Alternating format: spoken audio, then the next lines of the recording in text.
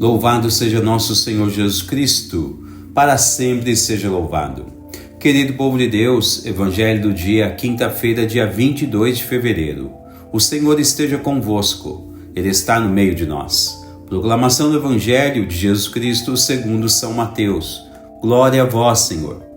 Naquele tempo, Jesus foi à região de Cesareia de Filipe e ali perguntou aos seus discípulos: quem dizem os homens ser o Filho do Homem?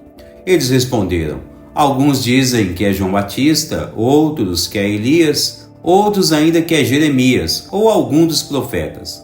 Então Jesus lhes perguntou: e vós, quem dizeis que eu sou?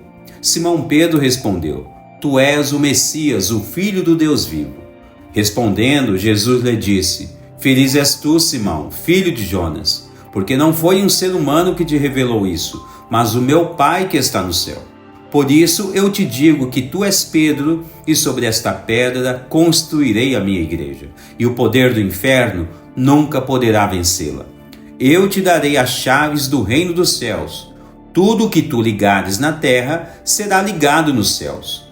Tudo o que tu desligares na terra será desligado nos céus.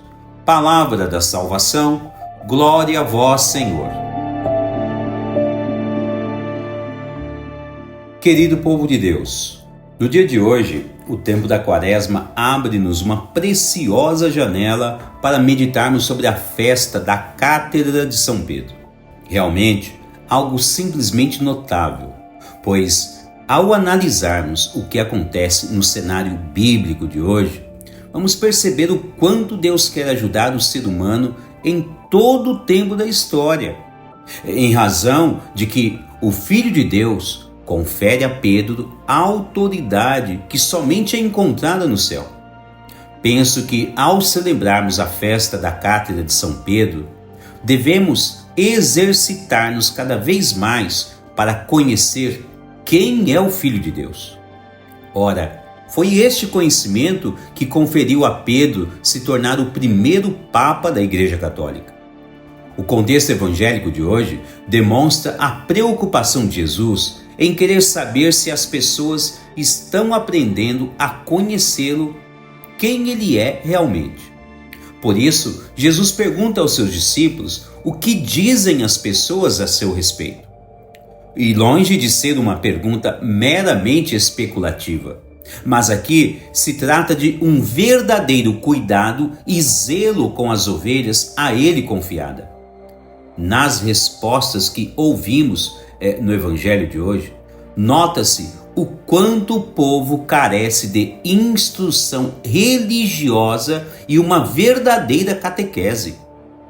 Muitos, ainda sem saber direito quem é Jesus, disseram as mais absurdas respostas, comparando o Filho de Deus com alguns dos profetas, que, aliás, não tiveram o seu desmerecimento.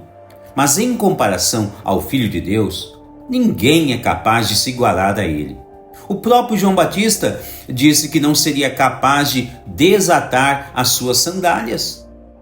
Bom, o detalhe é que após esta grande aflição no coração do Filho de Deus, ele quis saber dos seus próprios discípulos a respeito dele e fez a mesma pergunta a eles. Pedro, que foi inspirado por Deus, diz que Jesus é o Filho de Deus.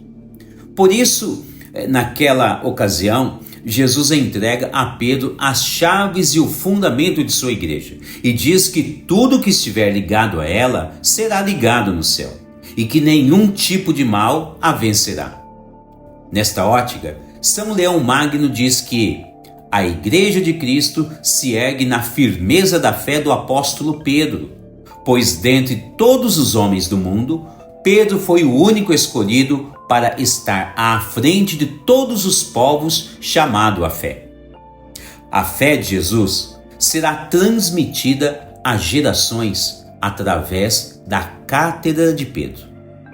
Ora, não fica difícil de compreender que quem estiver sob a tutela desta igreja, que foi instituída por Jesus na pessoa de Pedro, será uma pessoa totalmente capacitada para vencer todas as forças malignas de Satanás em sua própria vida, ou mesmo em sua vida familiar, ou em locais relacionados à própria pessoa.